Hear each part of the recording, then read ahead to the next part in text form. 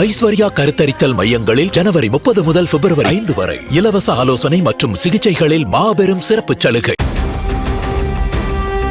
நாகை அருகே பட்டா மாறுதல் செய்வதற்கு 30,000 ரூபாய் லஞ்சம் பெற முயன்ற தெற்கு பொய்கை நல்லூர் கிராம நிர்வாக அலுவலரை லஞ்ச ஒழிப்பு போலீசார் கைது செய்தனர். அவ்வூரை சேர்ந்த தம்பியப்பன் கிராம நிர்வாக அலுவலர் சபரிநாதனை பட்டா மாறுதலுக்காக அணுகிய போது அவர் லஞ்சம் கேட்டதாக கூறப்படுகிறது.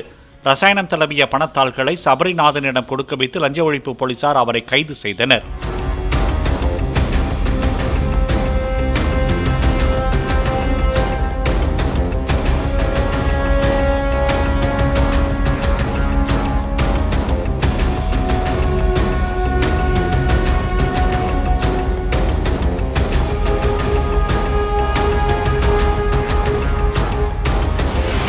ஐஸ்வர்யா கருத்தரித்தல் மையங்களில் ஜனவரி 30 முதல் பிப்ரவரி 5 வரை இலவச ஆலோசனை மற்றும் சிகிச்சைகளில் மாபெரும் சிறப்பு சலுகை.